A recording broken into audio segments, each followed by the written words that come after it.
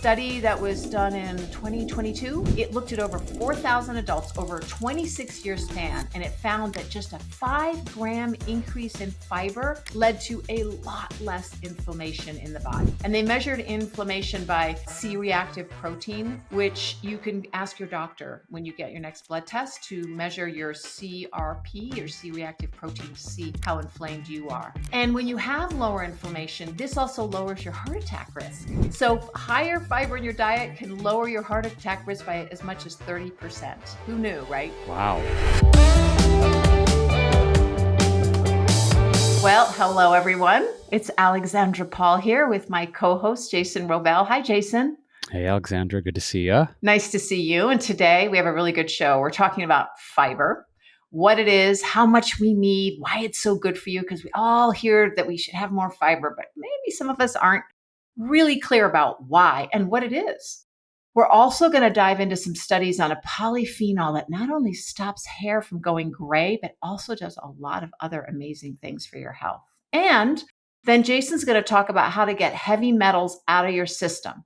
So stay with us as we learn so much about these topics and more, because we always go off into other topics, don't we? We do. We get deep, we get tangential because we're students of the game. I think one of the great joys of doing this podcast and this work is because in doing a deep dive on these topics, we expand our knowledge base, we expand our wisdom, and also get tips and strategies to apply to our own life. Yeah. So speaking of which, Alexandra, I know you mentioned fiber, and I feel like when we mention fiber, the first thing that comes to my mind from my life was remembering my grandparents taking fiber supplements when I was a little boy and being so puzzled by that, in the sense of we ate decently healthy growing up on both sides of my family, my mom and dad's side, a lot of fresh foods.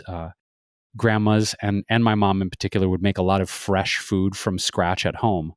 So yeah, it's interesting when you mention fiber. The first thing I think of is like, oh, those early memories of Metamucil and why my grandparents would take that. So why do we need fiber? And is it something, I'm curious as you dive in, that is overemphasized in society, or is it as important as we think it ought to be? Or are people not taking it seriously enough? I'm curious what you have to say. Yeah.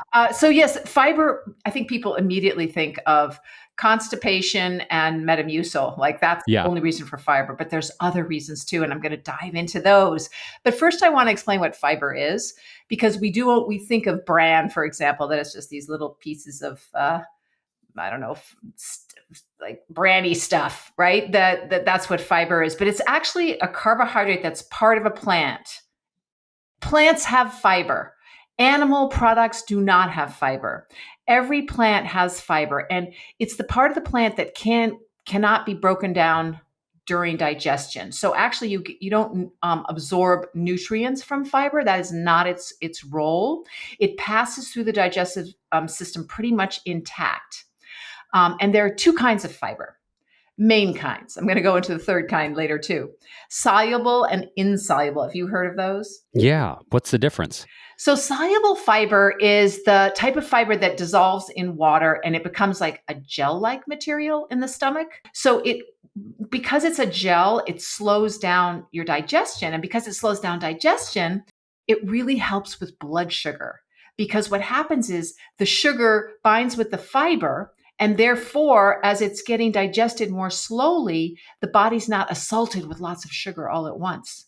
And this is healthier because your blood sugar is more steady. There aren't spikes. And we all know that we want to avoid sugar highs and lows for our health. So eating processed carbohydrates, simple sugars without fiber can be really hard on the body. And that's why people who might be diabetic shouldn't have a donut, but they can have an apple, which is very sweet, but it has a lot of fiber. So it is digested in the body slowly, and the body's able to handle it. And then the other great thing that soluble fiber does is it binds to cholesterol, but in a slightly different way. It helps the cholesterol leave the body through the feces. And so instead of the cholesterol going into your bloodstream and sticking to your artery walls, it goes through your digestive system attached to fiber and you poop it out. So you have lower cholesterol levels when you eat more fiber, which is why, God, about 20 years ago, everyone was eating oat bran to lower their Hmm. cholesterol Hmm. levels. Yep, it's true. Also, a great thing about soluble fiber is that because it slows down digestion in the stomach, it keeps you feeling full longer. And those are just three great things that soluble fiber does. And soluble fiber is found in like oats, like I said, peas, beans, apples, bananas, avocados, citrus fruits, carrots, barley, and psyllium. Um, that's psyllium is also something that people take to it gets gel like, and you can take it if you are constipated. But it's interesting because insoluble fiber actually works maybe even better in terms of constipation. Maybe they both work the same. But insoluble fiber doesn't dissolve in water like soluble fiber does. I mentioned that soluble fiber becomes gel-like. What insoluble fiber does is it basically adds bulk to your stool. And because the stool is bulky, your body goes, up, time to go to the bathroom. And so it speeds up how long food takes to get through the intestines. And this means that you're less likely to get constipated because it's not staying as long in the intestines. It's getting through with less effort. And Hmm. because of that, it helps with things like diverticulitis, and also can help you avoid colon cancer. Wow. And yeah. So insoluble fiber is found in wheat bran, vegetables, whole grains. Pretty much I've covered the whole animal kingdom, I think, with insoluble and soluble fiber. So the things that I've so far covered with fiber is it helps to lower cholesterol. It evens out your blood sugar. It relieves constipation. You avoid diverticulitis, which is kind of pouches in your colon that can happen if feces stays too long, and the itis means it gets infected. So diverticulitis. Diverticuli are the pouches, and it gets inflamed because it's hanging around there too long. And it can also, of course, avoid colon cancer and help you feel more full if you are trying to lose weight. So there's another. Now, I think we've kind of covered the things that maybe a lot of us already might have known, right? But there's this important way that fiber helps our health, which we've just been finding out in the last decade or so. And we've talked about it a lot on this show. And Jason and I, you in the last couple of months, you and I have also mentioned it. It's really great for our to have a healthy gut microbiome because fiber is food for healthy bacteria. And so our unhealthy bacteria in our gut, and when I say bacteria, I also mean viruses, because the microbiome is made up of bacteria and viruses and other things too. So your unhealthy bacteria, they love processed foods, which don't have much fiber, but have a little bit of fiber. And meat and dairy have no fiber, but the bacteria that we want in our body love fiber. So the more fiber you have, the more good bacteria you have. And you eat healthy foods, and the good bacteria get a food source, and it helps them grow and thrive, and they crowd out the bad bacteria. That's kind of how it works. Oh, okay. Yeah. So that's the point of eating a lot of vegetables to get the good fiber in there, so the bad bacteria kind of withers away and dies because it's not getting that processed food that it loves. The reason soluble fiber, which I talked about before, that's the stuff that becomes kind of gel-like. It is fermented or broken down by the gut bacteria, and it produces these things called short chain fatty acids, short chain fatty acids like acetate and butyrate. And these short chain fatty acids, I should probably call them SCFAs because that's the shortening, but because I can't seem to pronounce the real words. These short chain fatty acids, they can help lower your blood pressure because they relax blood vessels, which improves blood flow and reduces the pressure on the artery walls. And then short chain fatty acids are also, they reduce inflammation. And a study that was done in 2022, it looked at over 4,000 adults over a 26-year span, and it found that just a 5-gram increase in fiber led to a lot less inflammation in the body. And they measured inflammation by C-reactive protein, which you can ask your doctor to, when you get your next blood test, to measure your CRP or C-reactive protein to see how inflamed you are. And when you have lower inflammation, this also lowers your heart attack risk. So higher fiber in your diet can lower your heart attack risk by as much as 30%. Who knew, right? Wow. Now, I mentioned in the beginning that there were two kinds of fiber, soluble and insoluble, and that there was another kind that I was going to talk about, and that is something called resistant starch, which has the properties of both soluble and insoluble fiber. And it's a starch, which everyone's afraid of, right? People think, oh, I can't eat starches, they're bad for me, but that's not true. It's processed starches or carbohydrates that you don't want. Starches and carbohydrates are great. Fiber is a carbohydrate. So resistant starch is a starch that doesn't get digested in the stomach or the small intestine, like most starchy foods and processed foods. They get digested really high up, but it waits until your large intestine to get digested. And that's where most of your microbiome exists. So resistant starch is like great food for friendly bacteria down there in the large intestine. And when these bacteria eat resistant starch, they also form these short chain fatty acids, which, as I said before, are really good for like avoiding blood pressure, heart attacks, and strokes. So resistant starch you can find in oats, rice, beans, barley, green bananas, and potatoes. They all are rich in resistant starch. And I wanted just to give a little pro tip, which you as a chef might know, Jason, that to get more resistant starch out of a food, especially rice and potatoes. I don't know if it gets it out of beans and barley, but I think maybe. But if you cool your rice and potatoes after they're cooked, that forms even more resistant starch, and that can go into your body to feed the good bacteria. And then you can heat them up again. It's fine. But it's the cooling process that makes the starch more resistant to being digested early. I had never heard that before. That's my first time being exposed to that piece of information. That's incredible. So wait, does that mean like get your rice and potatoes should be room temperature before you eat them? Well, you can, as long as you cool them. I mean, it can be any, because as they cool, the resistant starch starts to form. But so cool it like a potato salad, a lot of resistant starch, right? But then if you want to then heat up the potatoes again, you can, and the resistant starch will still be there. So that's awesome. It's the cooling process that just adds more resistant starch, and then you can, heat them up. Now, how much fiber should we get?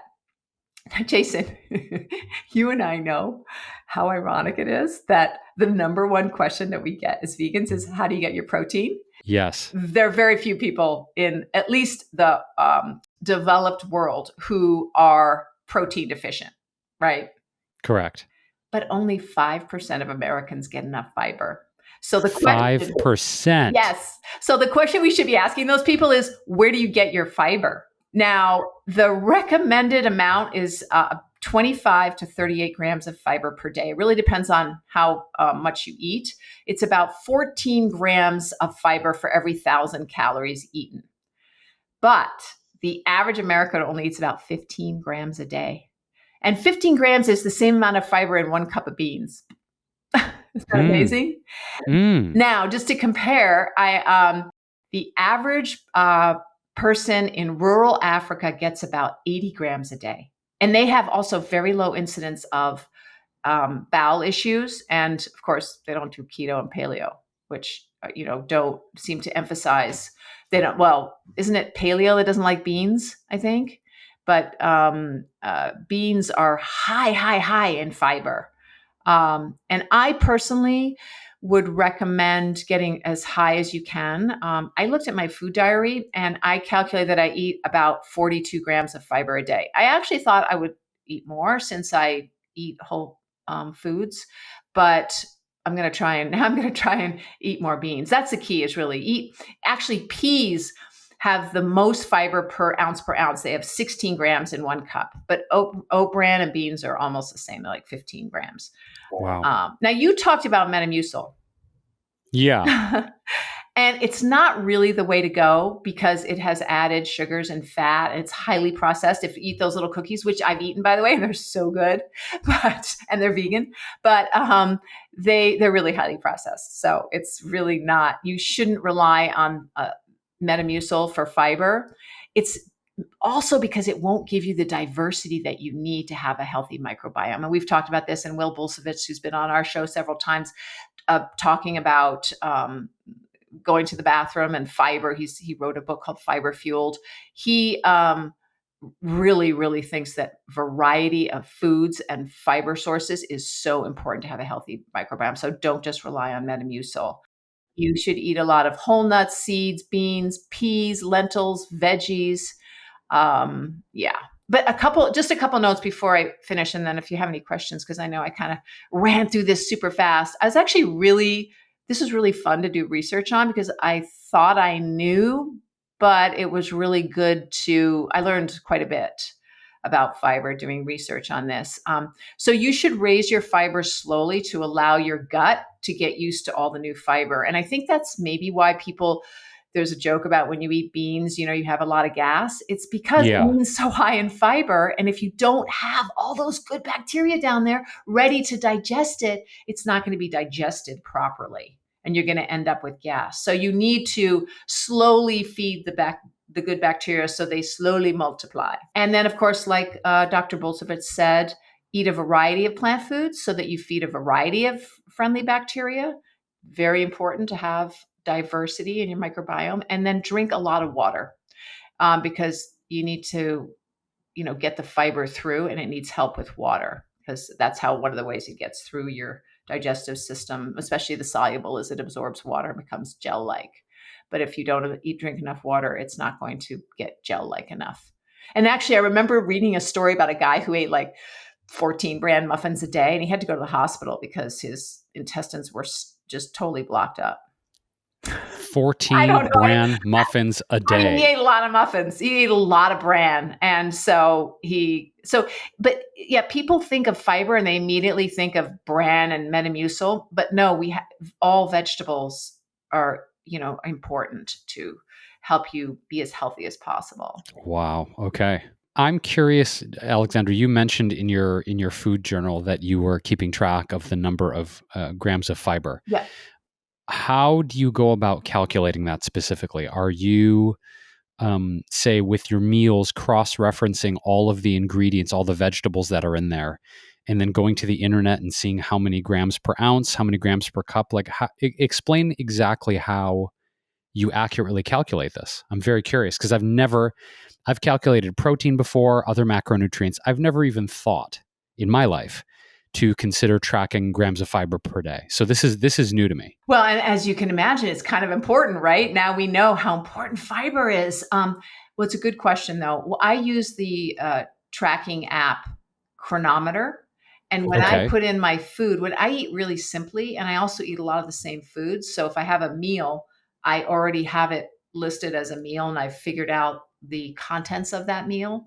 So I can just say, Alexandra's vegetable soup, and it already has been calculated. So I don't have to do it every time. It's really quite quick.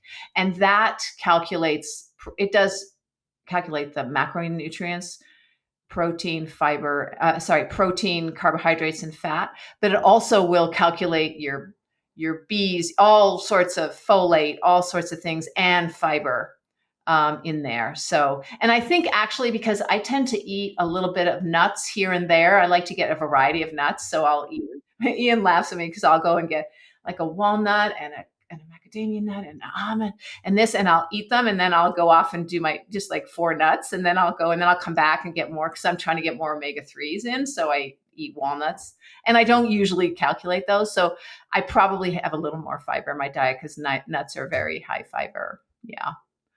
So, so I recommend Chronometer. I definitely know that tracks your fiber. There are also other apps you can put your food in just for a few days to get an idea of how much fiber you're eating and other vitamins, minerals, and macronutrients. MyFitnessPal is the other one that I'm familiar with.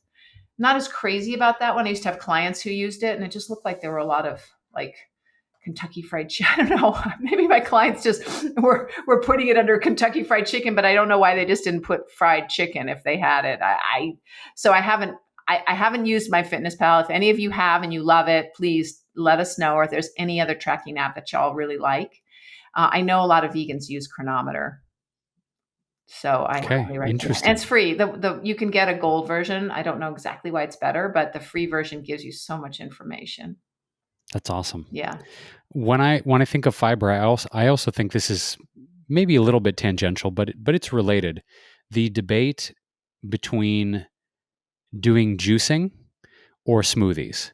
And I remember years ago, Dr. Michael Greger commenting on how he prefers smoothies because you get the fiber and you get all of the incredible phytonutrients in the peel and the skin and everything. It's the whole fruit, if you will, right? Like an apple, banana, strawberry smoothie versus something that you would juice. You're getting all the benefits of that fiber. And it's interesting because I used to be on a big juice craze. We've talked about cleansing and detoxes on a previous episode and how juice fasting or juice cleansing is a big part of that movement. And if I think about it in my life, I do a much higher ratio of smoothies with whole fruits and vegetables, and I'll put in my protein powder and some of my supplements. But I do far less juice these days after hearing about the benefits of making sure that all of those essential nutrients are in there. So I'm curious, in your world, Alexandra, I'm sure you've shown me, you send me videos of you with your ear protection on making your smoothies every day. Yeah. Yeah, I don't do juice because you don't. No, because of that spike. Well, frankly, I don't do juice because I only drink tea and water, basically. I'm very simple. Occasionally I'll have a hot chocolate, but and that definitely spikes you. There's no fiber in that, folks. Although I guess the hot cocoa will have some flavonols or something. But so I feel like it's wasted calories to drink my calories. I know lots of people a lot of Americans always are drinking soda, juices, coffees, this and that. But I prefer to keep mine just water and tea or hot water and lemon, like your grandparents probably also added to that Metamucil. I figure why waste it? One of also the arguments is that you could eat an orange with all the nutrition of orange juice and get the fiber, and you end up not like using up as many oranges because you've gotten the fiber. So you eat one orange and you're full, but you might need 3 oranges for your glass of orange juice. Makes sense. Yeah. So yeah, that's my, I hope if folks have any questions about fiber and, how to add it to their lives, feel free to contact us and we'd be happy to address it on this show. But the good thing about being vegan is that we, I think, Jason, next time somebody asks about how we get our protein, we should answer that, but then we should ask them, how do you get your fiber? And remind them that animal products have absolutely no fiber in them. That's what we'll do. That's our rebuttal from now on. Yes. Where do you get your fiber? I'm going to use that at the next event that I'm doing, which is coming up in April, where I'm speaking on a panel for LA Climate Week in West Hollywood. So if I get any questions on the panel about protein, I'll do the switcheroo and transition to the fiber conversation. Excellent. Well, definitely answer them because we do get our protein in a lot of ways, and beans are great for protein and fiber. There you go. So you get the double whammy. Yeah. Right. Yeah. Right. Remember. So where can you tell us a bit more about that panel? So anybody? Yeah. For any listeners, anyone who's in the Los Angeles or Southern California area, I am going to be speaking at LA Climate Week. It's going to be Monday, April 7th at 4:00 p.m. I'm taking part in a food panel, talking about sustainability in food and climate and a lot of issues around, of course, the overuse of over-reliance of animal agriculture in our food system. So if anyone is around, check out LA Climate Week. It's hosted by Plant-Based Treaty, and I'll be on a panel from like 4 to 5 p.m., which I always love being on a panel because you get a variety of perspectives and voices and experiences. And I've gone to Climate Week for many, many years in San Francisco, and so to speak at LA Climate Week is a real honor. Oh, that's great. Yeah, you're Yeah. going to be great. You're a wonderful addition to their Thanks. lineup. So, do you want to tell us about luteolin? I do. And I'm also mindful of there is a cat trying to infiltrate this podcast, and this is certainly not the time, sir. So if anybody is watching this on YouTube or social media, you may see a tiny orange cat pop his head in. And, sir, good sir, this is not the moment. He's like, I don't care, Dad. I have needs.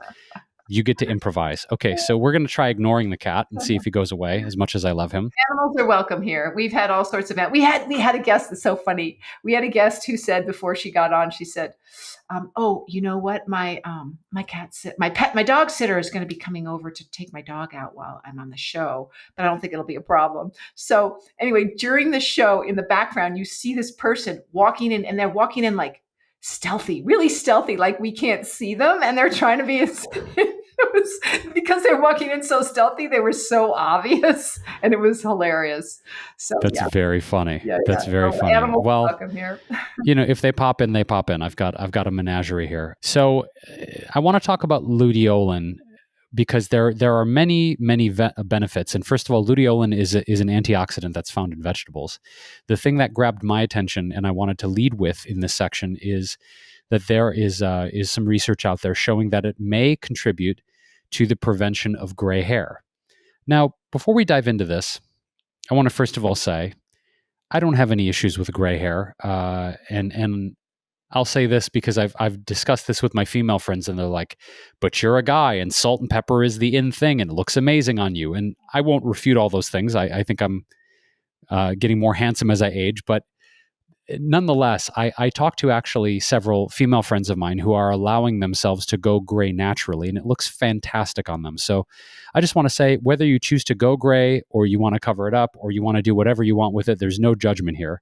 However, the findings are interesting. So luteolin, as I mentioned, it is this antioxidant that you can find in many things, and I'll actually pass the baton to you in a second because I know you have a longer list, Alexandra. But we find them in celery, broccoli, carrots, onions, and bell peppers. And you also found them in some other foods, the luteolin. Olive oil, dandelions, spinach, carrots, oranges, thyme, parsley, artichoke, and something called perilla leaves, which we didn't know what that was, so we had to look it up. It's in the mint family. It's an herb. And probably more, because when I started looking up studies of luteolin, all of them had different vegetables and herbs that they recommended to get luteolin. So I'm sure the list is even longer.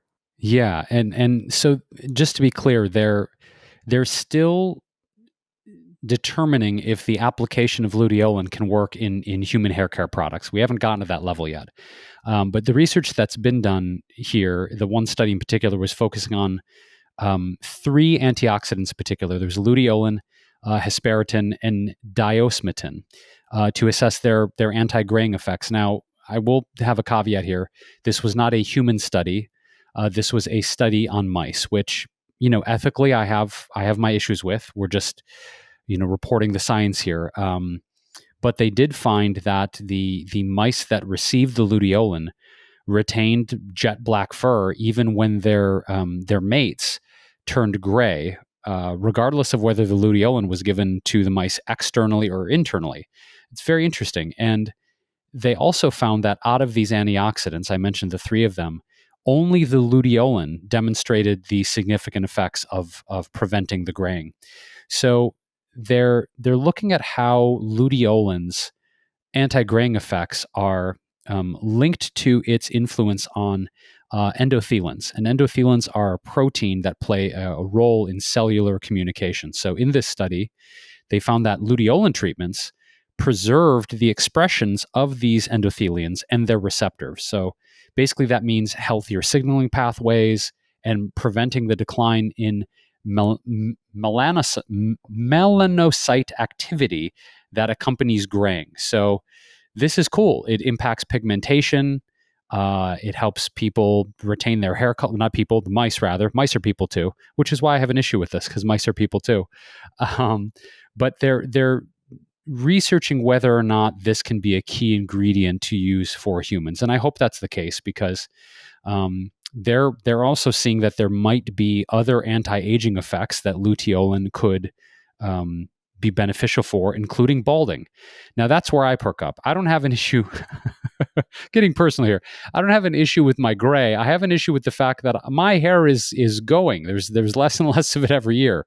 So I've been considering, do I do a more natural therapy? Do I go to Istanbul and get a hair transplant? So who knows? If luteolin ends up coming for the win, then maybe I'll use that. I heard a podcast on folks going to Turkey for hair transplants, and it sounded amazing. Yes. So yeah, I mean, but you could try the luteolin first and then see. But I want to give just some caveats to it, because please, when you talked about the gray hair, I color my hair and I was like, woohoo, I'm going to take some luteolin and that'll help. But you can't take too much. You have to be careful. They haven't done studies on humans that I could find. So it's generally considered safe when it's consumed in moderate amounts through diet. But if you go on Amazon and stuff, you'll find luteolin supplements. And I would really be careful, because we really don't know what's in them, because high doses can lead to gastrointestinal upset, nausea, vomiting, headaches, irritability. It's hard. It's not very bioavailable. Oh, interesting. So studies have shown that there's minimal toxicity, but no quote unquote strict studies have been done. I think that means really concentrating on how safe the levels are. They really need to be done to understand the safety. And certain people should not take luteolin, and people with peanut allergies, because luteolin is found in peanut shells. Mm-hmm. And that can trigger allergic reactions. And then also there's people in the Mediterranean who, or people of Mediterranean origin, they lack an enzyme called G6PD. And I guess maybe they can't consume fava beans very well, which is something I eat a lot of. So I know I'm not having a problem with that enzyme. But fava beans have luteolin, and they can cause anemia in these individuals. So, oh, interesting. Yeah. And then if you're a slow metabolizer, you may experience problems with luteolin in high amounts. It can apparently inhibit liver metabolic enzymes, but it's also good for the liver, because I found information that say that it heals the liver. It reduces liver lesions and oxidative stress on the liver. It regulates lipid balance, meaning your cholesterol levels and things. It induces apoptosis. Gosh, Jason, today is the show when we cannot pronounce so many words. It's okay. We're doing our best. We're doing our best. And apoptosis is basically the eating of bad cells, dead cells, cancer cells. It's a good thing. So it will it helps get rid of liver cancer cells. So this is all good, but you don't want to overdo it. And it's when I read one from reading these studies on luteolin, it says it was anti-allergy, anti-cancer, anti-inflammatory, antibacterial, antioxidative, and antiviral, and anti-tumor. Wow. And this might be why it helps with the graying and us graying not as fast, is because it has these anti-inflammatory, maybe antioxidation properties. So that might be why. Yeah. And then you need to, if you take too many flavonoids, which is luteolin is a flavonoid, that can accumulate in the intestine and inhibit the gut microbiome. I don't know enough about that to really expound on it, but definitely don't just go crazy about luteolin because we've given you all these good things that it can do for us. You really should get it through food and not in too high a quantity, which I think if you get it through food, it won't be a problem. Yeah. I'm glad you mentioned the oxidative stress, because deeper into the results and the, sort of the conclusions of the study that I mentioned, they found an interesting link with DNA damage being induced by oxidative stress. And we've heard that before. But specifically with this, the study demonstrates that there's a histone. It's called H2AX, and it's a marker of DNA damage in the human body. So basically, they noticed that as the hairs were graying in these test subjects, there was a higher proliferation of this histone. And since, like I said, DNA damage induced by oxidative stress, they're finding that the gray hair goes up with more DNA damage and oxidative stress, and then a reduction in gray hair by decreasing oxidative stress. So you were right on the money when you mentioned that. And as you said, luteolin is an inhibitor. So it's interesting to consider the myriad benefits of, one single thing that we can add to our bodies. It's really fascinating to think, oh, I'm going to take this for my gray hair, but in general, it serves as an antioxidant, which we all need. So to your point, Alexandra, getting it from those food sources we mentioned, from whole foods, whole fruits and vegetables, rather than buying some off-market, non-approved supplement on Amazon, is probably your best bet. I think that's sagacious advice. But I am curious to see, if I start eating a ton of oranges, what's that going to do? Mm-hmm. I don't know. You'll have to take before and after photos. Well, see, the thing is, it says it prevents gray hair. It doesn't say anything about reversing it.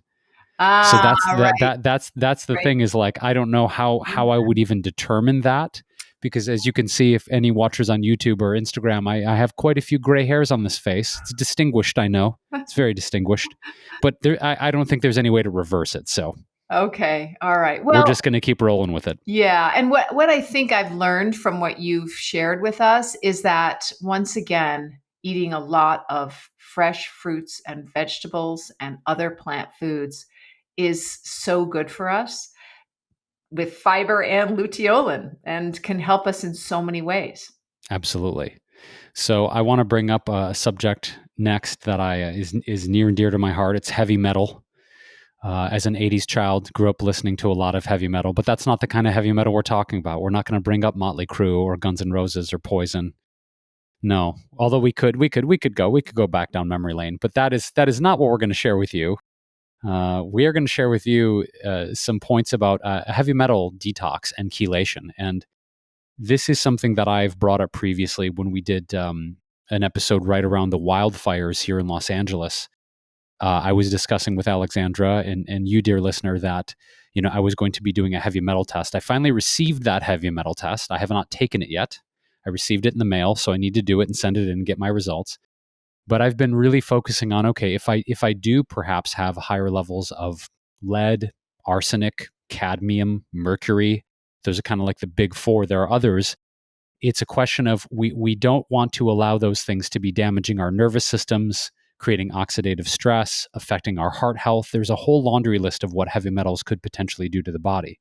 So when we talk about chelation, we talk about heavy metal detox. It's this principle of eating foods or certain methodologies that can pull those heavy metals from our tissues. And then chelation is to help flush them out. Now, that can be flushed out through our bowels. It can be flushed out through our skin.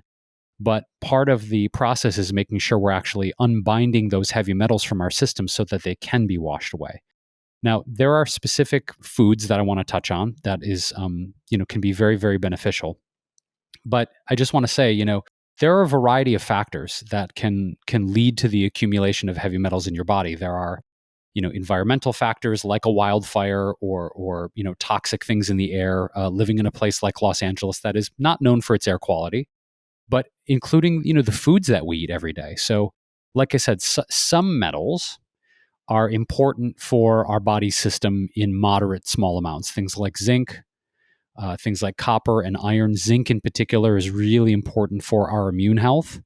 But overexposure to any metals can lead to poisoning, which has the possibility of being fatal. So when we talk about removing these toxins from our body, chelation, again, you can figure out if you have high levels of heavy metals through a test that I'm doing. Usually it's a blood, urine, or hair test. But chelating can be taken through supplementation, through food, or even in extreme cases through an IV. And what happens is these will bind with the metal in your body and exit through the urine, exit through sweating through the skin, or exit through our feces. So, I'm not here to diagnose anyone. We are not medical professionals. But in terms of heavy metal poisoning, you can experience a lot of things, especially like I mentioned, if it's mercury, lead, arsenic, cadmium, headaches, abdominal pain, nausea, vomiting, diarrhea, fatigue, difficulty breathing. But in like chronic or high levels, you can have burning sensations, chronic infections, brain fog, disturbance in your vision, insomnia, or paralysis. It can be pretty hardcore. So my favorite foods, and I've done a heavy metal detox in the past, and the two foods that I really focused on, because this is something I learned when I was studying nutrition, was cilantro and chlorella are amazing. Anything with high levels of chlorophyll. So these foods will bind to the metals and remove them again in the elimination and digestive process. So in addition to cilantro and chlorella, you can also look at things like garlic, wild blueberries, lemon, warm lemon water you mentioned, spirulina, which is similar, although again, there are some concerns to the harvesting of algae that we covered in a previous episode. Barley grass is amazing. Different forms of seaweed, in particular, dulse, Atlantic dulse, curry powders, green tea, tomatoes, and probiotics. And I also want to talk about some nutrients really quickly. Can I ask you a question though, Jason? Of course. When you eat those things, when you add those things to your diet for chelation therapy, Mm-hmm. are you just eating those? Is it a fast? Are you eating normally plus adding more of those? And how much more are you adding? I'm eating normally. I'm not doing any processed foods, anything, gnarly that would be difficult to digest, but I'm not eating these foods exclusively because it would be really difficult. I mean, basically, it'd be hard to make a recipe out of blueberries, garlic, and cilantro and tomatoes. That'd be tough, really tough. So these are in addition to. I do focus on eating really, really simple and clean during a heavy metal detox. Again, no fried foods, nothing complicated, not a ton of spicy foods. And in terms of the amount, honestly, I've never really measured that. I'm just like noticing, okay, I'm going to eat cilantro with every meal. I'm going to have blueberries on my oatmeal in the morning. I'm going to mix chlorella in with my smoothie today. I'm going to sprinkle some Atlantic dulse on my warm bowl at the end of the day. So I'm using them sort of as an accoutrement or a supplement to what I'm already doing. But again, I've never had a super high level of heavy metal. Who knows when I take this next test after the wildfires, we'll see. But if I do have high levels, that's when I go back to my naturopathic doctor and say, okay, what should we do about this? And how long do you do it for? And have you ever done a before and after to really know that you've gotten them out? Or is that just a waste of money? I don't think that it's a waste of money. Again, in the past, I just got tested for it, took these and went, okay, I'm just going to like flush it out of my system. I never went back and did a follow-up test. That's a really important distinction. How long? The last one I did, I think it was for about 3 weeks. Again, that was just something that I did as an experiment. I think doing these under the guidance of a practitioner or a doctor is smart. Hence, taking the new test and seeing what I need to do. But there's also deficiencies that are associated with higher levels of heavy metal toxicity, and that is a vitamin C deficiency and vitamin B6. Vitamin C specifically has been shown to have higher chelating effects on iron if there's an overabundance of iron in the food. So again, you can go down the rabbit hole and research a little bit more about this. Wait, I'm sorry. Can you clarify? Isn't it if C makes iron more absorbed in your body, right? It does, but it's also shown in research to have chelating effects on iron. So that's interesting. Because I was always told if you want to make the most of your iron, have some C with it. Yeah, I've heard that too. So this is a little bit confusing. Maybe I need to circle back with this on a future episode because that seems a little bit counterintuitive, doesn't it? Yeah, but maybe, I can't explain it either unless the C balances it and you get rid of the iron you don't need. Maybe, yeah. I also think that there are other sort of supplemental approaches to getting heavy metals out of our system. One thing that I've seen, which is really beneficial, is far infrared sauna therapy. That's something that I also did last time because we can eliminate heavy metals through the skin. Right, it's not just through urine or our feces. I'm going to look up and see if there's a deeper dive on this. There are some interesting studies on detoxifying lead. 15 minutes in a 200-degree dry sauna, infrared sauna, resulted in 40 micrograms of lead being forced out through the skin.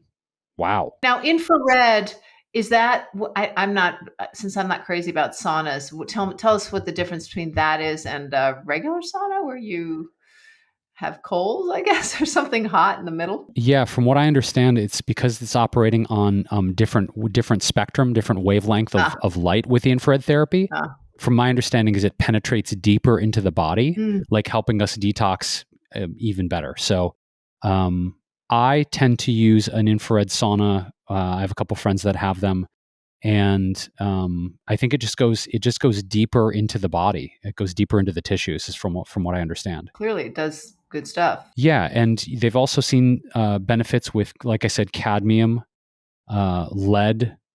There's aluminum. There's all kinds of things that infrared sauna therapy helps with. There's also some interesting studies that it can assist with um, releasing from our tissues things like PCBs, dioxins, POP, organochlorine pesticides. And these are things that accumulate in the food chain, particularly in animal fat, in meat, fish, and milk. So that's interesting. I've heard a lot about mercury in fish, but apparently a lot of these environmental toxins accumulate in the food chain when we eat animals. So that's pretty cool. I mean, you can also, just to be completely transparent, you also can get these from contaminated soil, and therefore our vegetables can also have some of these in them. But I think when an animal eats it and it then it concentrates, the animal concentrate, he or she concentrates the toxins in their liver, or and then when we eat the animal, we get a whole bunch of uh, the toxin. Absolutely. Yeah. So the first research on this happened actually back in 2010, apparently, where they collected blood, sweat, and urine from 20 individuals. Half of the participants were in good health, half had numerous health issues. And the authors of this paper noticed that many of the toxic heavy metals were preferentially excreted through the sweat. So the elimination of these toxic elements saw that using infrared sauna therapy was a good way to, again, I said cadmium, lead, and aluminum in particular were the ones that they found very beneficial. Also, this is very cool. I realize we're getting away from heavy metals, but I mentioned things like PCBs, pesticides. They've also noticed that BPA, bisphenol A, flame retardants, and phthalates in the food were also eliminated. And that's something we see a lot, right? Phthalates are just everywhere because they're part of our plastics. And we talked about maybe, I don't know how many episodes ago, avoiding these components in the foods we eat because everything's packaged in plastic now. So that's very cool to go beyond heavy metals and think about if there's any plastic contaminants or I didn't say anything specifically about microplastics, but I mean, if we can eliminate BPA and we can eliminate phthalates, that's a really good thing we'd want to do. And I think we talked about, when we talked about microplastics, but maybe you can speak to this. We all have some lead, arsenic, cadmium, mercury. Those are the most common heavy metals out there, I think. We all have some. So even if we don't have the poisoning, we could probably, quote unquote, we probably all being slowly poisoned by it anyway. So it's probably beneficial to do what you're doing, Jason, and have a heavy metal test. I'm curious, how did you feel as you were detoxing? Did you feel anything different? I didn't, honestly. I remember, though, the texture of my skin and sort of the smell of my skin was different, if that makes sense. It literally, from what I recall, this was years ago, felt like there was almost like a metallic smell to what was coming out of me. It's really interesting. So I'm curious this time around, again, if the test results come back and I need to do it again, how that's going to affect my physiology and change my physiology. Yeah, yeah. I remember I shared on the podcast when we talked about detoxes that I had gone Mhm. through a week of saunas that got progressively longer and longer till they were hours in the sauna. And that with me were people who had, like one guy had inhaled brake fluid powder Right, thing, and somebody right. else had been a firefighter, and somebody else had been a drug addict. And um, so what we took right before we went to the sauna was niacin. Did you do Oh, right. do you do that? That flushes the skin and brings the blood, I think, to the skin or something. It's a little uncomfortable. B6 it is, I think. I used to do niacin in conjunction with sauna, Mm. and it was so intense. Like, it was way too intense for me. I would feel the blood rushing to the surface of my skin, and then being in a really hot 120-degree sauna, it was too much. Yeah. So I needed to ease back on the niacin for me. Got it. But I think maybe if people are interested in their, they can tolerate it, maybe adding some niacin. But I don't know how much, folks. So as Jason said, do it best with a doctor's recommendation or an expert's recommendation. Yeah, and I think it reduces overwhelm too. I know we talk a lot about protocols on this podcast and different strategies and methods that not only Alexandra and I have employed at different stages of our wellness journey, but of course, the latest deep dives, research, things we've discovered.